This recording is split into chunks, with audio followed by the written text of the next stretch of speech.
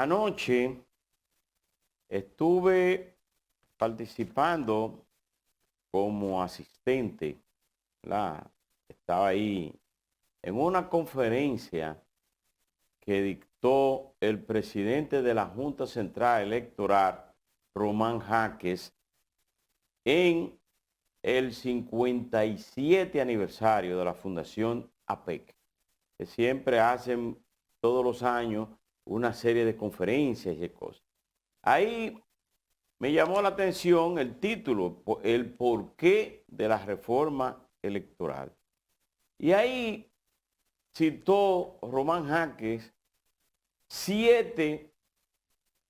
por lo menos siete porqué de la reforma electoral. Empezó con que la ley de partidos políticos fue prácticamente desmantelado por inconstitucionalidad que tenía y que el Tribunal Constitucional eliminó. Esto lleva a que hay que adecuar a la Constitución y a la ley electoral, bueno, esa ley de partido que fue prácticamente como en varios de sus artículos que fue eliminado. Lo otro es que tocó el tema de que esa ley de partido había planteado la paridad de la participación de la mujer. Hablaba de por lo menos 40% y no más de 60% de los hombres en la participación electoral por demarcaciones. Pero los partidos políticos atacaron esa parte y decidieron que no sea por demarcación, sino el 40% a nivel nacional, lo que le daba una participación no garantista a que las mujeres participen y que pudieran tener en las diferentes, en el Congreso, en el caso de los ayuntamientos, que pudieran tener en la parte de regidores, hacer eso. Pero también planteó algo que me llamó la atención, es que hay que redefinir el tiempo de campaña. El tiempo de campaña es prácticamente se convierte en privilegios para unos y va en detrimento para otros. Los que no tienen recursos, una campaña larga, bueno, pues se lo comen. En el caso hablaba de que en la pasada campaña electoral los partidos políticos recibieron como 600 millones de pesos, pero el gasto de campaña fue el real 990 o 950 millones de pesos por encima de lo que originalmente la Junta Central Electoral le otorga como los recursos que entrega el Estado para los partidos políticos. O sea que los partidos buscan en otros sectores dinero para llegar a eso. Pero también habló de la reducción del tiempo de campaña. Hay que reducirlo. Eso va son tres formas planteó, entre un mes, 2 meses y 3 meses. Aquí son como 3 meses, porque empieza en marzo, cuando las elecciones son en mayo. Que hay que reducirla. También habló sobre el canibalismo, que resulta ser el voto preferencial en los partidos políticos, que si bien la gente tiene la capacidad de escoger un candidato, pero eso se convierte en que hay que buscar recursos para competir hacia afuera, pero también competir hacia adentro de su propio partido. Y eso va en detrimento también de muchos, o sea, no hay esa paridad que, ni garantía de que pudiera pero tener. Eso del voto preferencial. Porque, ¿qué es el voto preferencial? El voto preferencial lo que permite es que la gente elija directamente los candidatos. En el caso del Congreso, Sí. dirija directamente a los diputados. Y se nos olvida lo que pasaba antes. Lo que pasaba antes era que ahí había un listado que era cerrado.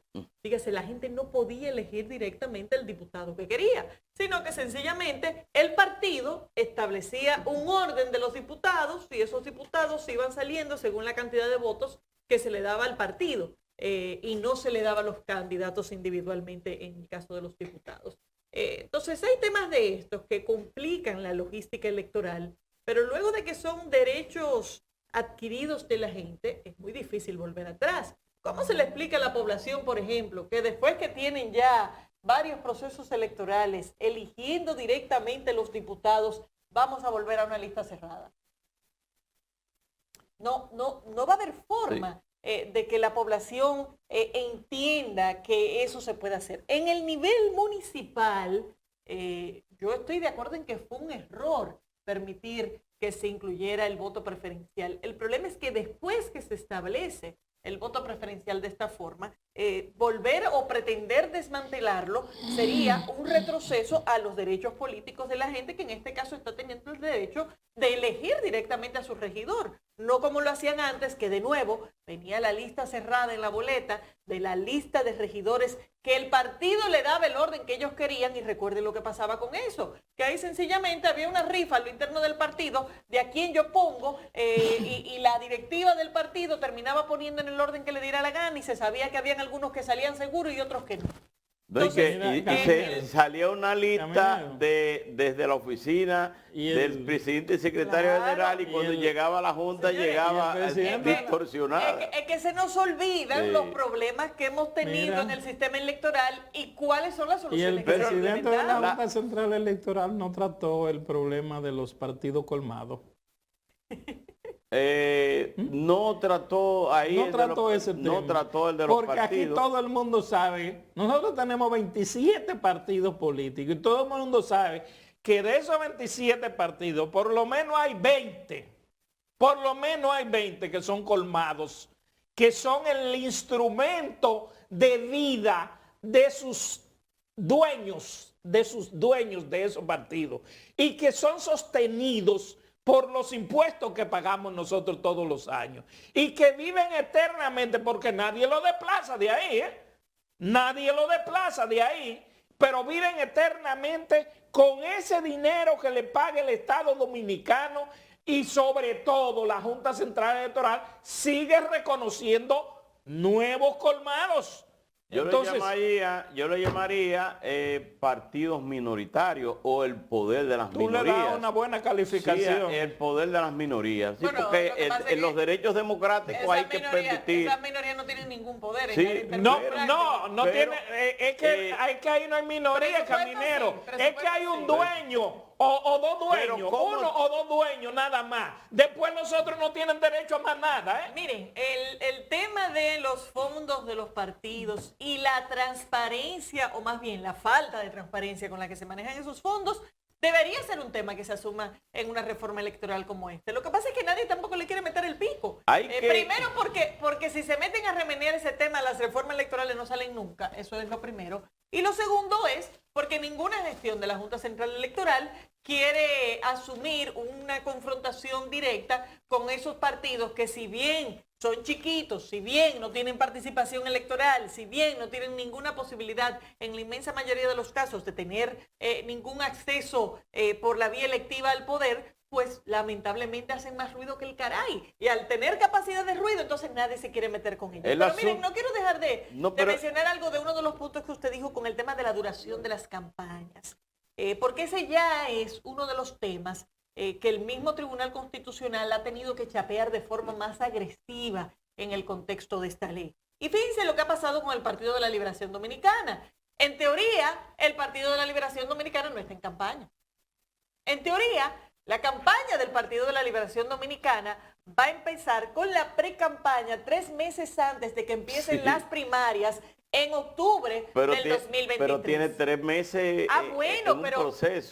pero lo que nos ha demostrado la práctica es que es inviable pretender paralizar la política y que los partidos no puedan tener una movilización para elegir sus candidatos, porque nadie construye una candidatura presidencial en 3 meses. Eso es una realidad.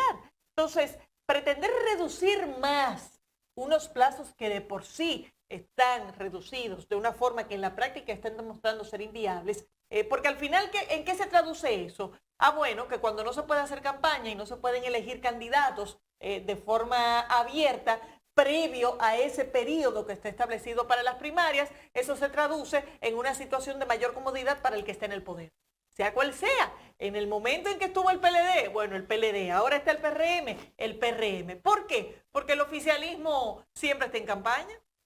El oficialismo tiene el aparato estatal que les permite promover las acciones del gobierno, cosa con la que no cuentan los demás partidos de oposición. Entonces, el tema es sumamente complejo y hay que manejarlo con muchísimo cuidado, porque el efecto de cómo las reglas electorales van dándole forma a los resultados es algo que ya hemos vivido. Para eso solamente hay que ver el arrastre. Aquí el arrastre se coló en la legislación como un asunto como que nadie le puso mucha importancia en su momento, y en lo que se tradujo fue en un dominio del PLD por varios periodos consecutivos por el efecto que traía el arrastre en el resultado electoral. Entonces, ojalá que no se sancochen estos temas en el proceso de reforma, porque mientras tanto el calendario sigue pasando y estamos a menos de 2 años de la elección. Y hay que buscar una reforma electoral, que la sociedad,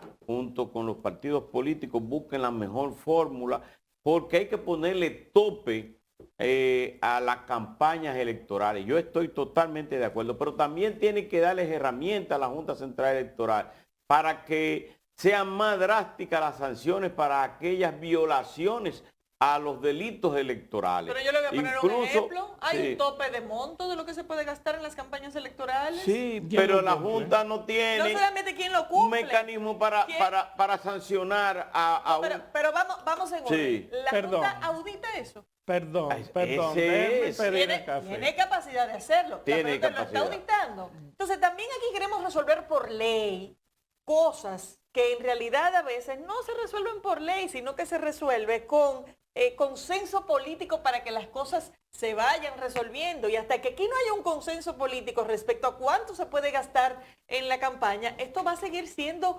un desorden en cuanto a un desperdicio de recursos que se concentran en unos cuantos meses. Pedir el café. Pero hasta que la ley no disponga sanciones drásticas contra aquellas personas de delitos electorales, porque si a mí me dice que lo que me van a dar es una amonestación por yo hacer y cometer un delito electoral, bueno, pues yo, si eso me da ganancia política o electoral, a mí que me den la sanción. La ley tiene una de las sanciones más fuertes que se le puede aplicar a un candidato: deshabilitarlo como candidato para ese proceso electoral. Deshabilitarlo.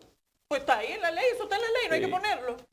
El problema no es si está o no en la ley, el problema es si lo aplican o no.